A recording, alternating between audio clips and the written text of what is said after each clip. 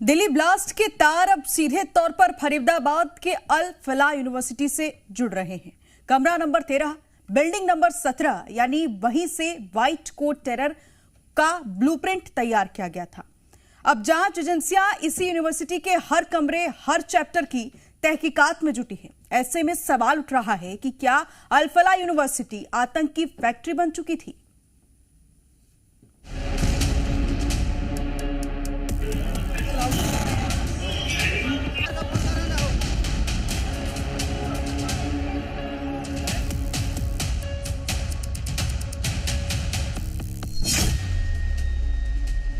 अल फलाह university या आतंक की फैक्ट्री।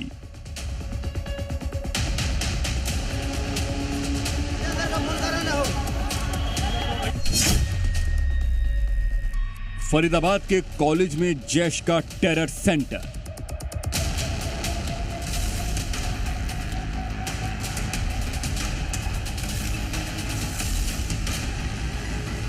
दस नवंबर को दिल्ली के लाल किले के पास हुआ ब्लास्ट के तार सीधे तौर पर फरीदाबाद की अल फलाह यूनिवर्सिटी से जुड़ रहे हैं।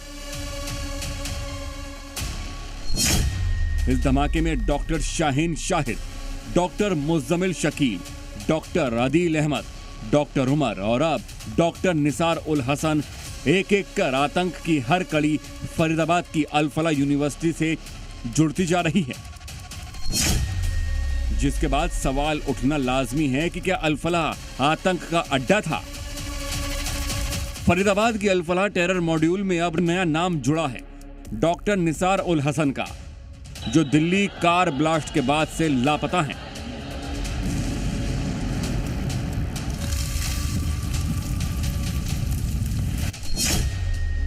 डॉक्टर निसार पहले श्रीनगर के श्री महाराजा हरि सिंह मेडिकल कॉलेज में असिस्टेंट प्रोफेसर था। 2023 में आतंकियों से लिंक के आरोप में उसे बर्खास्त किया गया था, लेकिन इसके बावजूद 2024 में अल फलाह यूनिवर्सिटी ने उसे प्रोफेसर बना दिया।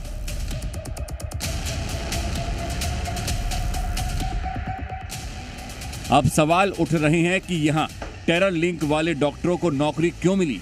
सारे किरदार अल फलाह यूनिवर्सिटी से ही क्यों जुड़े हैं?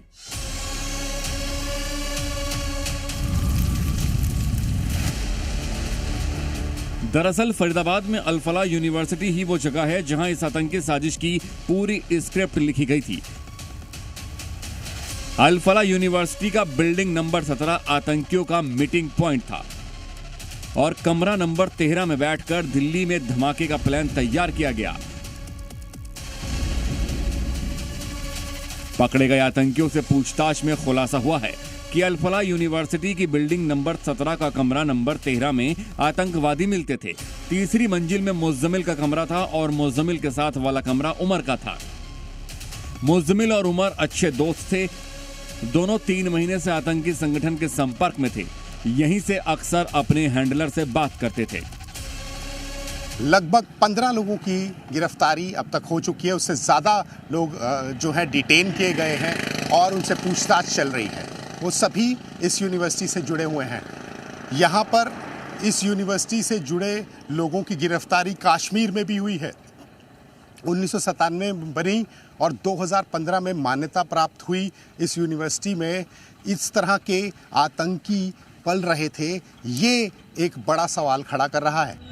सुरक्षा एजेंसियों को डॉक्टर उमर और डॉक्टर मुज़्ज़मिल की डायरी भी मिली है, जिसमें दिल्ली धमाके और साजिश की कई जानकारियां हैं। अब एजेंसियां इस डायरी को डिकोड करने में जुटी हैं। यह डायरी डॉक्टर उमर के रूम नंबर 4 और मुज़्ज़मिल के रूम नंबर 13 से मिली है। इसके अलावा पुलिस को एक डायरी मुज़्ज़मिल के उस कमरे से भी मिली है जहां से पुलिस ने धौज में 360 किलो विस्फोटक बरामद किया था और यह अल फलाह यूनिवर्सिटी से महज 300 मीटर की दूरी पर है। इस डायरी से व्हाइट कोट टेरर मॉड्यूल के नेटवर्क का खाका समझने में मदद मिली है। इस एक डायरी में कोडवर्ड्स का इस्तेमाल है जिनका रेफरेंस 8 से 12 नवंबर के तौर पर भी आ रहा है। सूत्रों की माने तो डायरी के अंदर ऑपरेशन शब्द का कई बार इस्तेमाल किया गया है। बता दें कि दिल्ली ब्लास्ट को अंजाम देने वाला अहम किरदार उमर नबी और मुज़्ज़मिल इसी अल फलाह यूनिवर्सिटी के थे और दोनों अच्छे दोस्त भी थे। उमर नबी अल फलाह यूनिवर्सिटी के मेडिकल विभाग में असिस्टेंट टीचर की पोस्ट पर था और मुज़्ज़मिल शकील यूनिवर्सिटी में पढ़ाता था। हालांकि इतने सबूतों के बावजूद अल-फलाह यूनिवर्सिटी टेरर लिंक के सभी आरोपों से पल्ला झाड़ रही है, मगर जांच एजेंसियों के साथ साथ लोकल पुलिस भी आतंकियों के इस एपिसेंटर की जांच में जुट गई है ताकि यहां हुए तमाम गुनाह का पर्दाफाश किया जा सके। ब्यूरो रिपोर्ट, जी मीडिया।